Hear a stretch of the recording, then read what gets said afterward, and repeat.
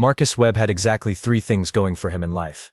He could speak 17 alien languages fluently, he had never missed a deadline, and he possessed what his mother generously called realistic expectations. Which is probably why he was sitting in the cargo hold of a second-hand transport ship, eating stale crackers and wondering how his linguistics degree had led him to become the Galactic Diplomatic Corps' most underpaid translator. Another day, another disappointingly small paycheck. Marcus muttered to himself, reviewing his assignment tablet for the 100th time. Trade negotiation between the Corvan Empire and the Zentari Federation. Location, Haven Point Station. Duration, estimated 6 hours. Compensation, barely enough to cover his rent and a week's worth of instant noodles. The Corvans were your typical warrior race. 7 feet tall, built like walking tanks, and they had never met a problem they couldn't solve by hitting it really hard. Their language consisted of approximately 60% grunts, 30% threats, and 10% surprisingly sophisticated poetry about death and honor. Marcus had spent 3 years learning to grunt properly without sounding like he was having digestive issues. The Zentari, on the other hand, were the galaxy's premier bureaucrats. If paperwork were an Olympic sport, they'd win every medal and then create 17 new categories just to win those too. They spoke in subsections, paragraphs, and footnotes. A simple hello in Zentari required at least 4 references to previous conversations and a brief acknowledgement of the weather conditions on their homeworld. Marcus checked his watch. 20 minutes until docking at Haven Point. Just enough time to mentally prepare himself for 6 hours of translating increasingly creative insults between 2 species who viewed diplomacy as either a prelude to violence or an excuse to fill out more forms. "Attention passengers," came the pilot's voice over the intercom. "We're approaching Haven Point Station. Please prepare for docking and try not to start any intergalactic incidents while you're aboard. Management is not responsible for acts of war, diplomatic disasters, or alien food poisoning." Marcus snorted. Right, like anyone would be stupid enough to start a war over a simple trade negotiation. What was the worst that could happen? Some minor disagreement over shipping rates. A heated debate about tariff structures. He gathered his translation equipment, straightened his one good suit, and prepared for what he assumed would be the most boring 6 hours of his life. Poor Marcus. If he'd known what was coming, he might have requested hazard pay, or at least a helmet. Haven Point Station was what happened when someone decided that a shopping mall and a diplomatic outpost should have a baby, and then that baby grew up with serious commitment issues. The neutral zone facility floated in the void between 3 star systems, serving as a meeting point for species who couldn't agree on what constituted breathable air, let alone fair trade practices. Marcus made his way through the station's main corridor, dodging hover carts full of exotic goods and trying not to make eye contact with the various alien merchants who seemed to think neutral territory meant perfect place to sell suspicious-looking technology to humans. Conference Room 7 was standard diplomatic fare, a circular table, chairs adjusted for various anatomies, and enough recording equipment to document every passive-aggressive comment for posterity. Marcus set up his translation gear just as the doors hissed open. Ambassador Vexator strode in first because Corvans didn't walk anywhere. They strode, marched, or occasionally charged, but walking was for species who hadn't conquered half a galaxy through superior upper body strength. Vexator was an impressive specimen even by Corvan standards, 8 feet of muscle, scars and barely contained violence wrapped in ceremonial battle armor that probably cost more than Marcus made in a year. "Greetings, Translator Webb," Vexator rumbled in heavily accented standard. "I trust today's negotiations will be productive." When a Corvan said productive like that, it usually meant someone was about to get punched. Marcus made a mental note to stay near the exit. Trade Minister Quilks arrived next, accompanied by what appeared to be half the Zentari civil service. Where Corvans traveled in packs of warriors, Zentari traveled in committees. Quilks himself was a tall, thin creature who looked like someone had stretched a librarian to uncomfortable proportions and then given him a briefcase addiction. "Translator Webb," Quilks nodded formally. "I have prepared 14 different proposals for today's discussion, each with appropriate subsections and reference materials. I trust you have familiarized yourself with Zentari Commercial Code, Section 12 through 47. Marcus hadn't. Marcus barely remembered what he'd had for breakfast. Of course, he lied smoothly. "Should we begin?" The first hour went surprisingly well. Marcus translated shipping rates, cargo manifests, and incredibly detailed discussions about customs procedures. The Corvans wanted to trade rare metals for Zentari luxury goods. The Zentari wanted to trade luxury goods for rare metals, but only after completing a 17-step verification process that would take approximately 3 months. It was during the break that everything went to hell. The station's hospitality staff had provided refreshments, as was traditional. For the Corvans, raw meat and fermented grain alcohol. For the Zentari, delicate pastries and something called essential life beverage that smelled like flowers and tasted like liquid happiness. Vexator, in what Marcus would later realize was either a gesture of goodwill or a catastrophic failure of cultural awareness, decided to try the Zentari drink. He took one sip, turned an alarming shade of purple, and hit the floor like a collapsing building. Poison, roared the other Corvin delegates, drawing weapons that definitely weren't supposed to be allowed in a neutral diplomatic facility. Quilx's response was equally dramatic, if significantly more bureaucratic. Security, breach. Form 7 Alpha. Someone file an incident report. Marcus stared at the unconscious ambassador, the armed Corvins, the panicking Zentari, and the puddle of essential life beverage spreading across the conference table. Well, he said to no one in particular. This is new. What happened next could generously be described as a textbook example of how not to handle a diplomatic crisis. What actually happened was more like watching a carefully constructed house of cards get hit by a tornado while someone played death metal in the background. Vextor's second-in-command, a charming fellow named Grok who looked like he bench-pressed starships for fun, immediately assumed the worst.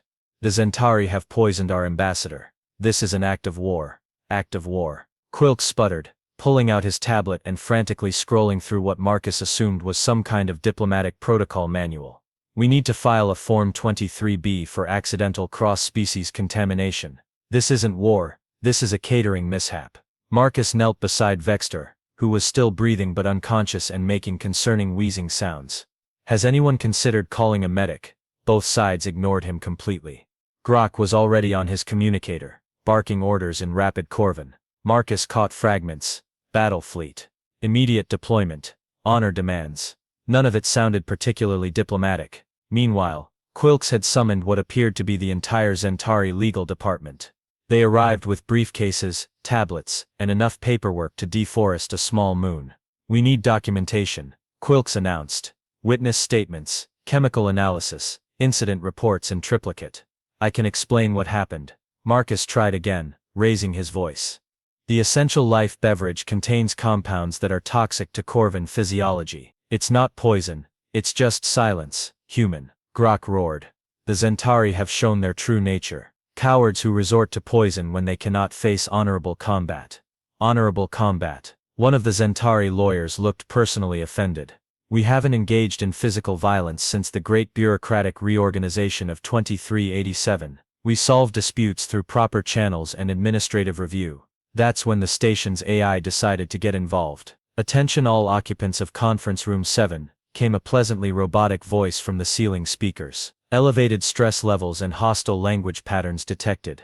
Initiating emergency lockdown protocols. The doors sealed with a definitive clunk. Emergency barriers slid over the windows. The lights shifted to an ominous red that made everyone look like they were auditioning for a horror movie. Lockdown will remain in effect until conflict resolution is achieved or all parties are unconscious.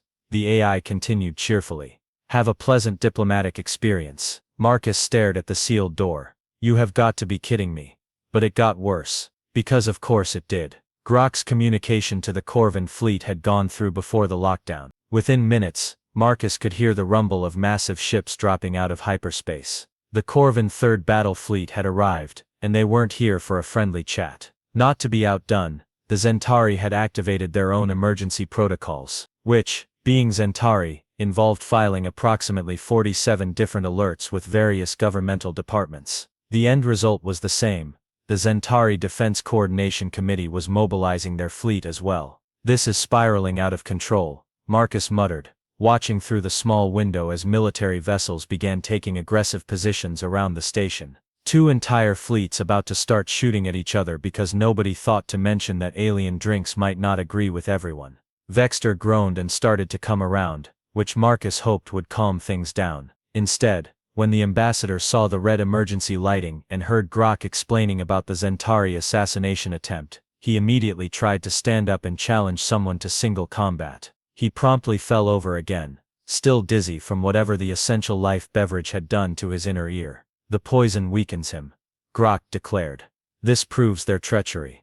It's not treachery, it's biochemistry, Marcus shouted, finally losing his patience. The drink contains ethyl compounds that react badly with Corvin liver enzymes. It's like giving chocolate to a dog. Both sides stared at him. What, asked Quilx slowly, is a dog? Marcus rubbed his temples. Outside he could see weapons systems powering up on both fleets. Inside, he was trapped with two groups of aliens who were about to start an interstellar war over what amounted to a really unfortunate happy hour incident. And somehow, he was the only one who understood what was actually happening. Right, Marcus said, loosening his tie. Time for Plan B. The problem was, he didn't have a Plan B. Marcus Webb had spent his entire career being the invisible guy in the corner. The translator. The one who made other people's conversations possible while remaining completely forgettable himself. He'd never been the center of attention, never been the decision maker, and certainly never been responsible for preventing an interstellar war. Today was apparently full of firsts. He looked around the sealed conference room. Vexter was propped against the wall, still woozy but getting angrier by the minute.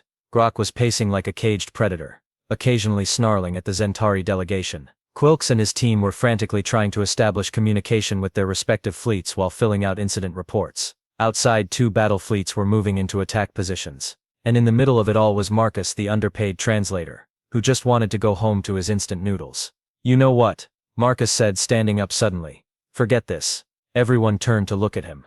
This was already more attention than he'd received in his entire diplomatic career. I've been translating for both your species for years. Marcus continued, his voice getting stronger. And I've learned something important about each of you. Corvins respect strength and honor above everything else. Zentari respect proper procedure and formal protocols. Am I right? Grok grunted what might have been agreement. Quilks nodded cautiously. Good. Because I also know something else. Ambassador Vexter, your people have a tradition called the Challenge of Understanding, don't you? When two warriors have a disagreement that can't be resolved through normal means. Vexter's eyes sharpened despite his obvious discomfort. You speak of the ancient ways, translator. Few outsiders know of this. Marcus had absolutely no idea what the Challenge of Understanding was. He'd just made it up. But he'd been translating Corvin poetry for 3 years, and half of it involved ritualized combat for various reasons. He was betting they had some kind of honor duel tradition. Every warrior culture did. And Trade Minister Quilks, Marcus continued, turning to the Zentari. Your people believe that any dispute can be resolved through proper channels and appropriate documentation, correct? Naturally, Quilks replied stiffly. Chaos is the enemy of civilization. All conflicts must be addressed through established procedures. Perfect, because what we have here isn't actually a diplomatic incident. It's a cultural misunderstanding that's escalated beyond all reasonable proportions. Marcus began pacing, warming to his theme. The Corvins think they've been dishonored by a deliberate poisoning. The Zentari think they're being accused of something they didn't do. Both sides are right, and both sides are wrong. Explain, Vexter demanded. The drink wasn't poison, it was a gesture of hospitality that went wrong. But the insult to Corvin honor is real, even if it was accidental. And the Zentari accusation of attempted murder is equally real, even though it's completely inaccurate. Marcus could see he had their attention now. Even the lawyers had stopped frantically scribbling. So here's what we're going to do. We're going to resolve this the right way. The Corvin way and the Zentari way, simultaneously. He took a deep breath. This was either going to be brilliant or get him killed. Possibly both. Ambassador Vexter, I formally request the right to invoke the Challenge of Understanding on behalf of the Zentari delegation. The insult was unintentional, but honor demands satisfaction. However, since this is a diplomatic station operating under Zentari administrative authority, the challenge must be conducted according to proper bureaucratic procedure. Quilks looked intrigued despite himself. You're proposing a regulated honor duel. Exactly. Combat governed by appropriate forms, properly documented, with clear rules and objectives. A formal resolution that satisfies both Corvin honor and Zentari administrative requirements. It was completely insane. Marcus was making up an entirely new form of diplomacy on the spot, combining ritualized violence with bureaucratic procedure. It should have been impossible. But Vexter was sitting up straighter, and Quilks was actually pulling out a form. This is unprecedented, the trade minister said slowly. But not necessarily improper. If we can establish appropriate guidelines, the challenge would satisfy the demands of honor, Vexter mused. And if the human speaks truly of our traditions, then combat between champions could resolve the matter without further bloodshed. Marcus felt a cold chill. Champions. Of course, Grok said, grinning for the first time since the incident began. The translator has invoked the challenge. By Corvin law, he must serve as champion for the accused party. I'm sorry, what now? It's quite logical, Quilks added, consulting his tablet. As the individual who initiated the formal challenge procedure, You would naturally serve as the Zentari representative in any resulting combat resolution. Marcus stared at them. Let me get this straight. I just volunteered to fight a Corvan warrior in single combat. Technically, said one of the Zentari lawyers helpfully, you volunteered to engage in regulated combat as part of a formal dispute resolution process. Completely different from a fight. How is that different? Paperwork, Quilks replied seriously.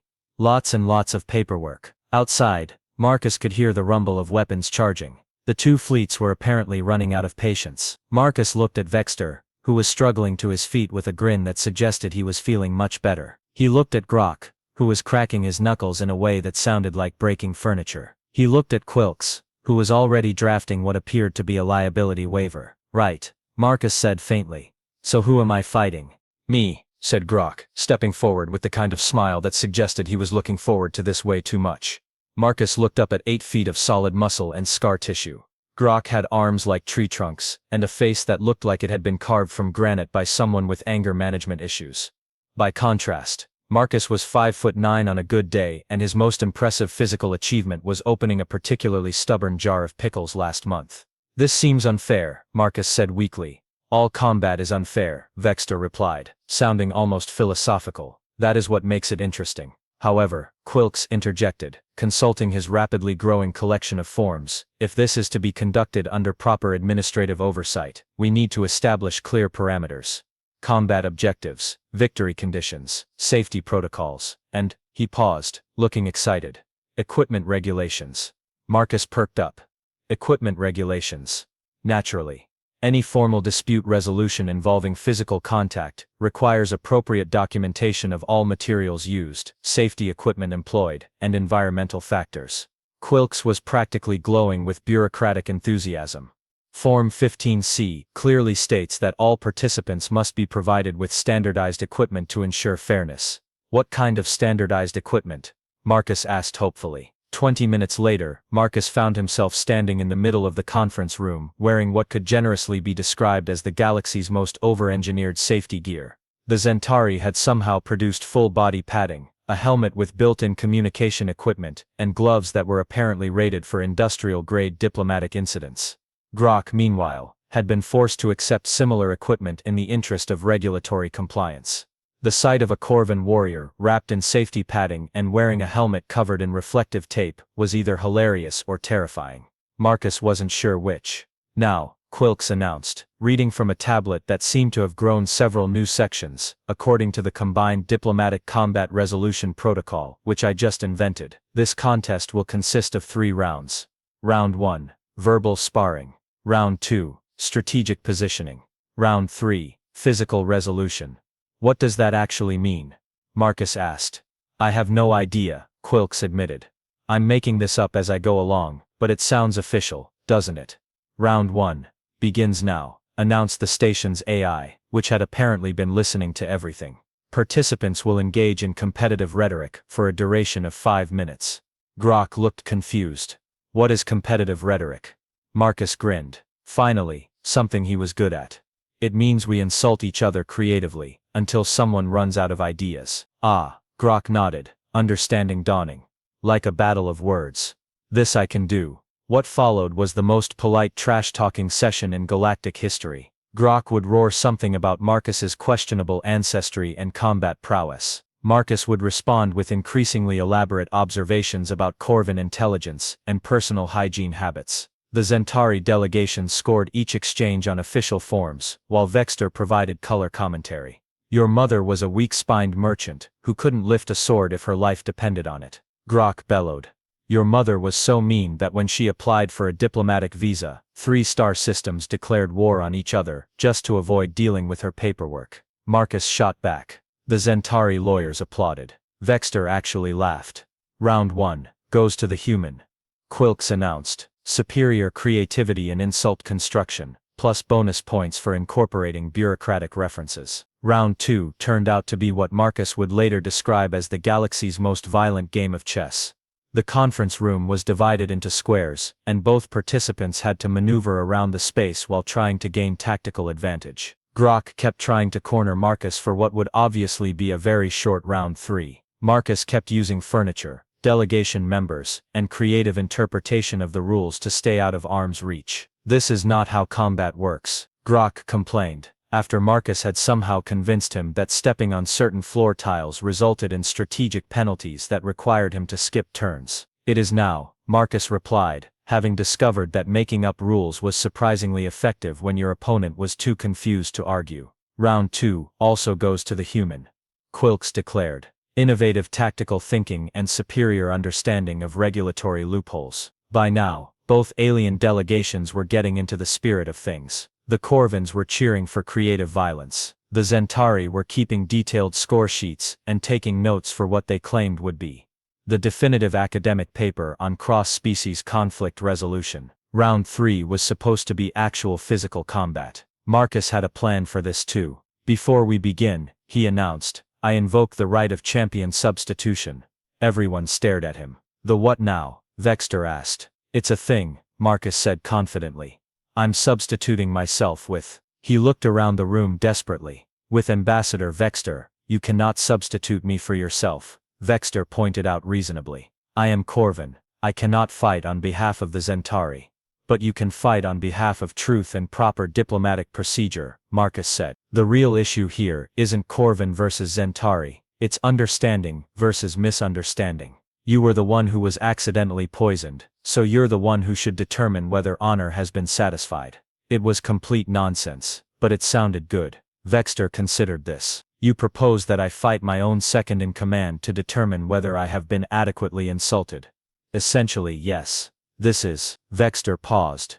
Actually, this sounds like fun. What happened next was the most civilized brutal combat Marcus had ever witnessed. Both Corvins went at each other with obvious enthusiasm but careful attention to the Zentari safety regulations. Every time someone landed a hit, Quilks would call a timeout to document the injury and ensure both participants were still within acceptable parameters for continued combat. It ended when both warriors simultaneously decided they'd had enough fun for one day and declared the match a draw. Honor was satisfied, proper procedures had been followed, and everyone was still breathing. Excellent, Quilks announced. All parties have demonstrated mutual respect through regulated violence. The diplomatic incident is hereby resolved pending completion of the appropriate paperwork. Marcus slumped in his chair, exhausted. Is it over? The combat is concluded, Vexter said, removing his ridiculous safety helmet. Honor has been restored. The Corvins accept that no insult was intended. The Zentari acknowledge that cultural sensitivity protocols were inadequately followed.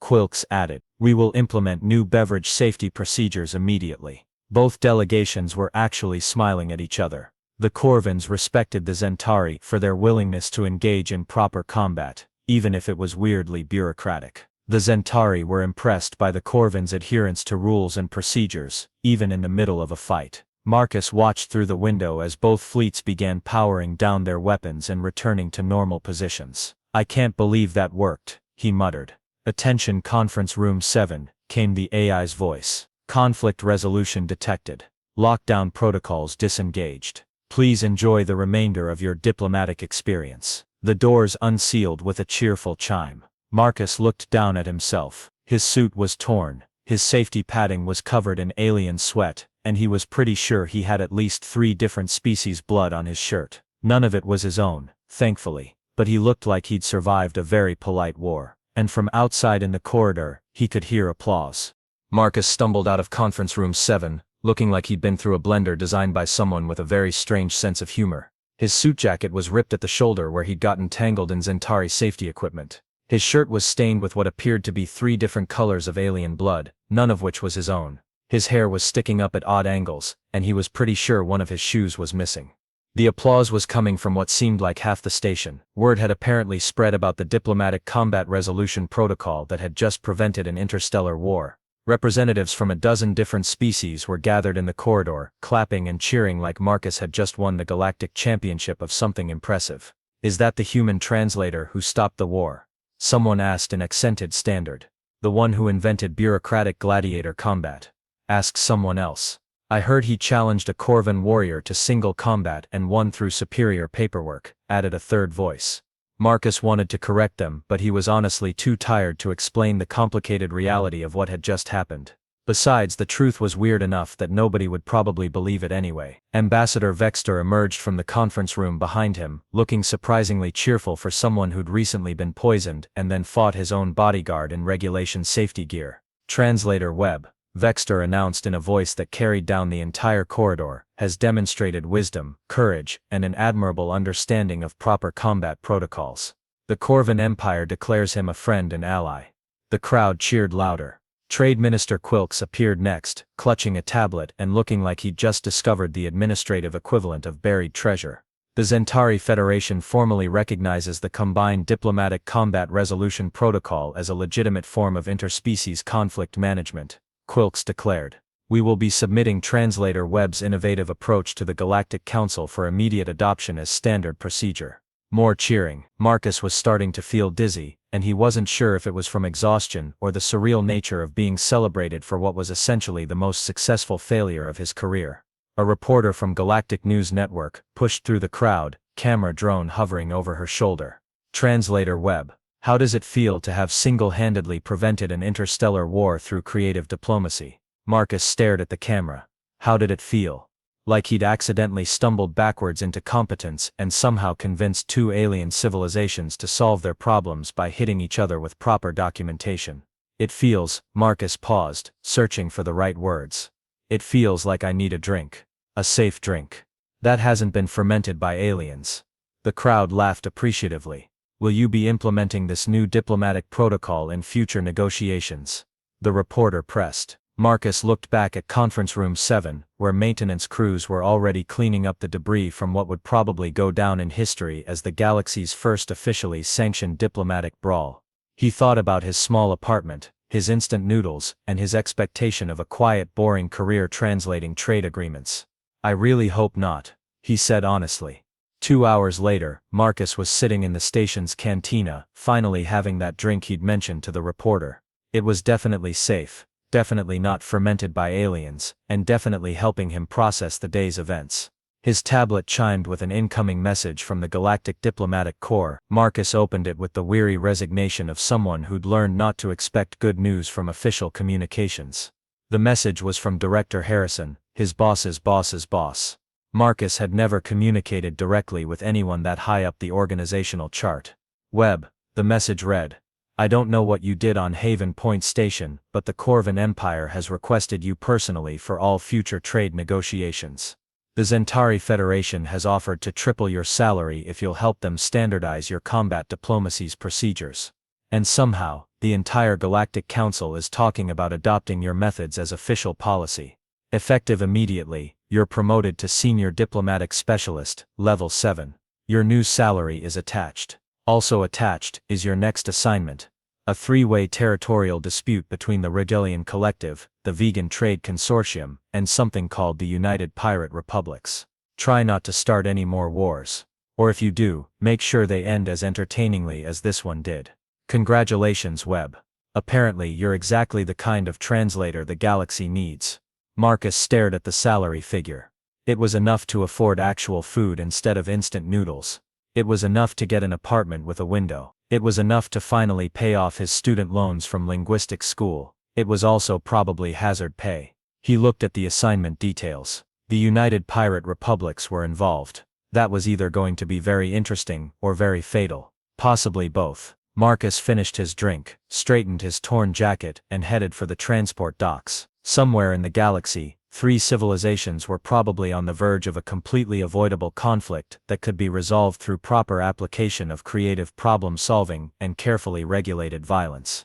And apparently, he was the guy they called for that sort of thing now. As he walked through the station corridors, still occasionally nodding to aliens who recognized him as that human who invented combat paperwork, Marcus reflected on how dramatically his life had changed in the space of a single afternoon. This morning, he'd been Marcus Webb, underpaid translator and professional invisible person. Tonight, he was Marcus Webb, senior diplomatic specialist and accidental inventor of bureaucratic gladiator combat. Tomorrow, he'd probably be Marcus Webb, mediator of pirate disputes and whatever the hell that was going to involve. But at least the pay was better. And who knew, maybe the pirates would have decent coffee. Marcus Webb boarded his transport, updated his resume to include creative problem solver and conflict resolution specialist, and tried not to think about what tomorrow's definition of routine assignment might look like. After all, how much weirder could interstellar diplomacy get? He really shouldn't have asked that question, even rhetorically.